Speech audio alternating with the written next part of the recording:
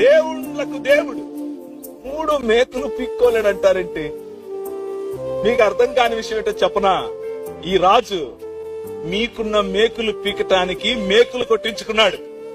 ఈ రాజు మీ మనసులో ఉన్నటువంటి అంధకార సంబంధమైన దురాత్మ సమూహముల యొక్క ప్రతి పరిపాలన నుండి నిన్ను విడిపించటానికి వచ్చిన రాజు ఈ రాజు.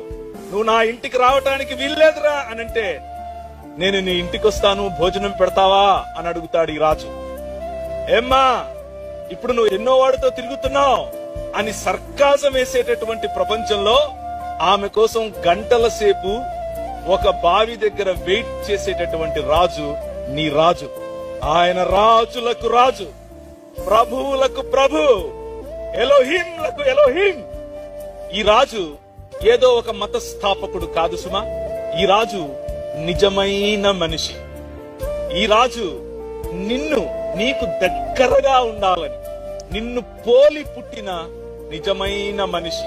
భూమి ఆకాశములను తన మాట చేత సృజించినటువంటి ఈ రాజు, సమస్తమును కలిగించినటువంటి ఈ రాజు చంటి బాలుడిలా నీ కోసం నీలా బ్రతకాలని, నిన్ను తనలా రాజ్యమేలేందుకు నిలబెట్టాలని ఆయన సాధారణమైన మనిషిగా వచ్చాడు.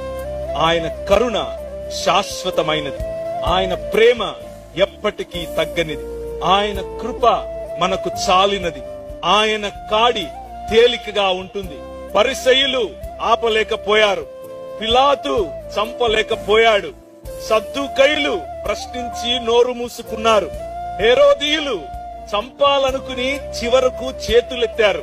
కానీ మృత్యువును ఆలింగనం చేసుకోవటానికి, మృత్యువును చంపటానికి, నీ బానిసత్వము నుంచి నిన్ను విడిపించటానికి వచ్చినటువంటి ఏకైక రాజు, one and only true human being, నిజమైన మనిషి.